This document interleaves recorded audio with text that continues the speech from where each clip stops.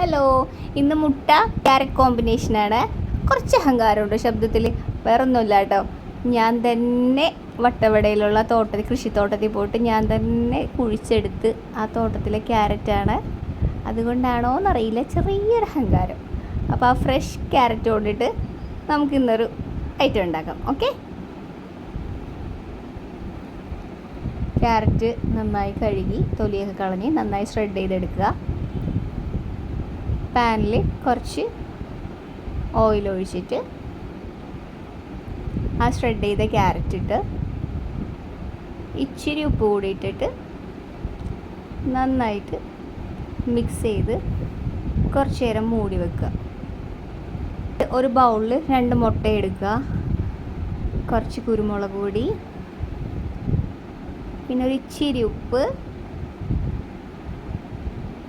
നന്നായിട്ട് ബീറ്റ് ചെയ്യുക. ഓക്കെ, ഈ ബീറ്റ് ചെയ്തതിൽ ആ ക്യാരറ്റ് ഷ്രെഡ് ചെയ്ത പാനിൽ വെച്ച് മൂടി വേവിച്ച ക്യാരറ്റില്ലേ അതും കുറച്ചിടുക. കുറച്ചധികം ഇടണം. 2 മുട്ടയല്ലേ എടുത്തേക്കണം, അപ്പോൾ കുറച്ചധികം ക്യാരറ്റ് ഇടുക. എന്നിട്ട് നന്നായി മിക്സ് ചെയ്ത് വെക്കുക. വേറൊരു പാനിൽ കുറച്ച് ബട്ടർ ഇടുക. എന്നിട്ട് ആ മിക്സ് ചെയ്ത ബാറ്റർ ഇതിലേക്ക് ഒഴിച്ച് ഓംലേറ്റ് ഉണ്ടാക്കില്ലേ അതേപോലെ റൗണ്ട് എങ്ങനെയാണോ ഇഷ്ടം അങ്ങനെ ചെയ്യുക. ഇത് മോസറല്ല ചീസാണ്.